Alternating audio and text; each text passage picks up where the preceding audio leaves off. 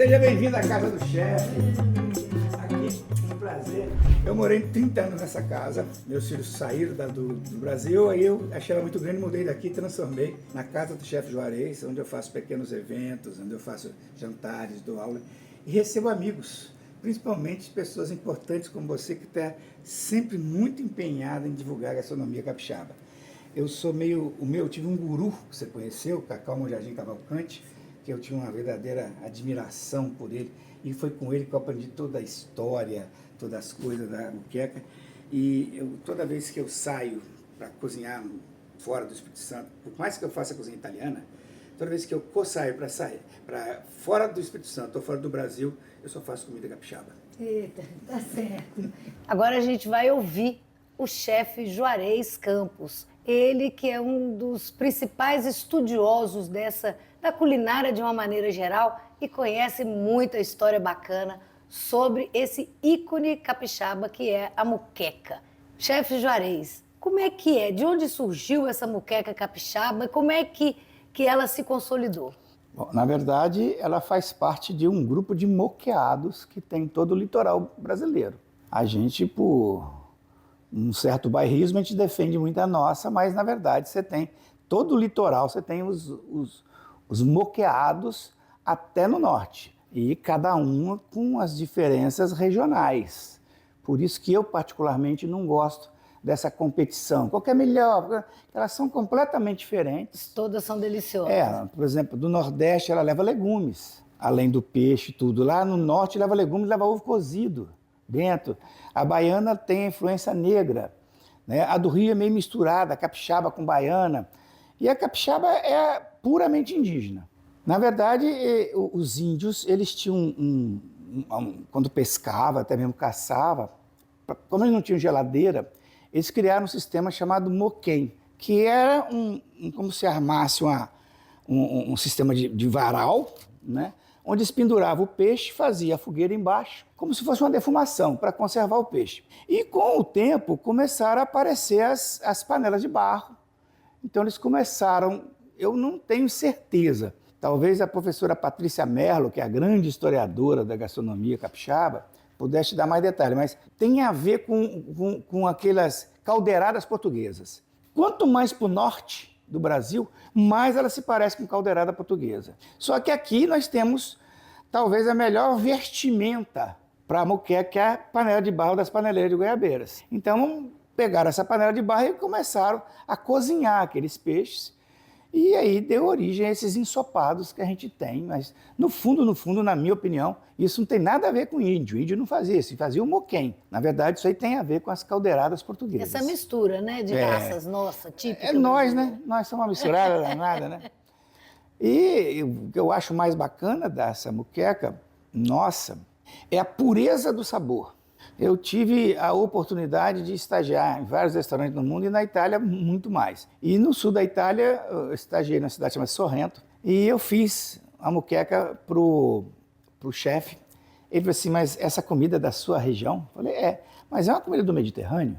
Eu falei, por quê? Ele falou assim, porque o peixe tem gosto de peixe, o tomate tem gosto de tomate, a cebola tem gosto de cebola, nada mascara o sabor do peixe. E peixe, fruto do mar, o papel do chefe é interferir o mínimo possível na obra de Deus. Eu nem falei para ele, porque a nossa moqueca, se você chegar no restaurante brasileiro, capixaba, você tem moqueca de babege, moqueca de robalo, moqueca de cação. O peixe é importante para nós. Os componentes, tomate, cebola, só para dar umidade, aroma. A moqueca baiana, por exemplo, o peixe não é importante. Você não chega lá, tem moqueca de babege baiana, você tem moqueca baiana. O peixe não é tão importante.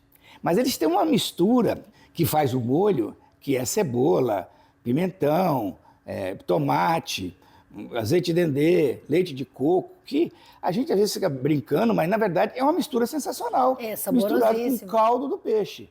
Então eles, na moqueca baiana, valorizam o caldo. Tanto que você não tem a moqueca de peixe separado lá. É moqueca de peixe e o peixe serve para só dar líquido ao caldo. Então essa é a grande diferença da moqueca capixaba, ser feita na panela de barro e ter limpeza, essa pureza de sabor? É uma coisa que tem que deixar muito bem claro, quando falar panela de barro, da panela de barro das paneleiras de Goiabeiras, porque tem panela de barro vendida na beira de estrada aí, feita com torno, que não tem nada a ver. E na Bahia se faz panela de barro também. Eu tive a oportunidade de ajudar a criar a faculdade de gastronomia aqui, e uma das experiências que eu pedi ao meu amigo Júlio do Papagutti, que era o professor de peixe, Júlio, faz uma moqueca numa panela de aço inox, o mesmo peixe, uma panela de alumínio, uma panela de aço inox, uma panela de pedra-sabão, uma panela dessas de barro vagabunda que compra aí, e a panela de barro das paneleiras de Goiabeira, o mesmo peixe, faz uma moqueca e manda eles provarem. É impressionante. Eu não sei o que tem no barro, eu não sei o que ele faz, mas o sabor é completamente diferente. E você, de vedado os olhos, você identifica quando é a moqueca da panela de barro. A panela de barro é um complemento fundamental na moqueca. Ela é a roupa da moqueca capixaba. E a moqueca capixaba, exatamente, ela preza por essa simplicidade. Eu digo que ela segue o chamado minimalismo, que é o ideal de qualquer gastronomia.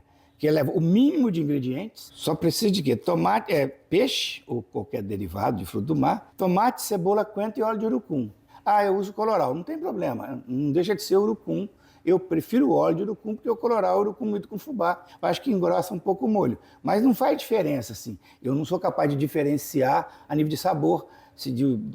Esse aqui é de óleo de urucum, esse aqui é de colorau. Já comi todas elas feitas, os dois tipos. Mas o óleo de urucum, o urucum também dá um toquezinho, dá um toque, mas outra coisa interessante é você ver a simplicidade dos componentes. Então ela tem um mínimo de componentes. Você extrai praticamente o mínimo de tempo para fazer. Uma moqueca, depois começa a cozinhar, com meia hora está pronta. É muito rápido. Né? E você extrai de cada componente o máximo do sabor. Tomate você percebe o sabor do tomate. Você percebe o sabor da cebola, você percebe o sabor do coentro, você percebe o sabor do óleo de urucum, como você acabou de dizer. E se o peixe não estiver muito fresco, você percebe. Azeite de oliva também é importante. Antigamente eles chamavam de azeite doce, não sei porquê, azeite doce. E eu sou do interior, sou de Alegre, do Alegre, do Principado do Alegre. E quando eu vim para cá, eu não gostava de moqueca capixaba, porque eu não gostava de coentro. E meu pai fazia moqueca de cascudo, mas botava muito pouco coentro, peixe de água doce. Eu estava acostumado a comer peixe frito de água doce. E fui conhecer a moqueca no lugar que eu mais gosto de comer moqueca, que é na peixaria São Pedro. Tem 72 anos. Eu como várias moquecas boas, da Kênia maravilhosa, do Garcia maravilhosa, do Geraldinho, do Geraldo, do Júlio, do Papai. São várias moquecas boas. Mas é questão de tradição. Eu chego na São Pedro, eu me sinto bem como se eu estivesse em casa. E lá que eu conheci a moqueca, lá que eu conheci o escabeche capixaba, que é o peixe frito e servido com molho de moqueca. Lá que eu conheci a garopa salgada com banana da terra e abóbora, coisa que não se tem mais hoje. Então é um restaurante que eu tenho um carinho muito grande. Quando eu chego lá, eu me sinto muito em casa. Foi ali que eu aprendi a comer moqueca. E eu gosto tanto que, no mínimo, de 15 em 15 dias eu tenho que comer a moqueca. Né? Mas eu gosto de qualquer peixe, desde que seja peixe de carne branca. Moqueca na panela de alumínio é capixaba? Não. Moqueca com pimentão é capixaba? Olha, eu não gosto de ficar criticando o cozinheiro, porque cada um é cada um, né? Mas uma das coisas que eu aprendi na Itália é que, primeiro, que pimentão mascara sabor de qualquer peixe. Então, com pimentão ele é muito forte. Talvez não o bacalhau, porque o bacalhau por si só, ele é um peixe muito forte, né? Mas uma moqueca, eu acho que o pimentão mata o negócio. Outra coisa, o capixaba tem a mania de temperar o peixe com limão. Não se tempera peixe com limão. O limão provoca uma cocção a frio no peixe, fecha os poros do peixe e não deixa o suco do peixe, que vai dar o sabor da moqueca, sair. Então faz uma moqueca temperada do peixe com limão e sem tempero de peixe com limão. Eu uso limão, mas depois que a moqueca pronta, o peixe já cozido, já soltou o suco que eu queria, aí eu boto um pouco de limão. Mas eu não tempero com limão, porque é simples. Tem um prato peruano chamado ceviche, que nada mais é peixe com limão. É peixe cozido a frio, né? Muito bem. Muito obrigada. Imagina. E é sempre um prazer, uma alegria muito grande. Prazer estar sempre com você, porque você me levou para um evento muito maravilhoso lá nas Castelhanos, você e a Kênia. Um exemplo, talvez foi o evento de gastronomia capixaba mais marcante que eu já participei, por vários fatores. Primeiro foi fazer aquela quantidade de muqueca para não sei quantas mil pessoas. E conseguir fazer muqueca boa. Segundo, o fato de vocês mobilizarem a comunidade. Eu gosto muito desse negócio de fazer evento mobilizando a comunidade e todo mundo dar a sua contribuição. E eu, por mais que eu tenha passado meus verões todos em Ubud desde criança, eu não me lembro. Castelhano para mim era uma praia só. O dia que eu fui lá, eu fiquei impressionado com o que eu vi, encantado com aquele lugar. Eu não sabia que o Espírito Santo tinha um lugar tão bem estruturado a nível assim, uma cidadezinha muito bem estruturada.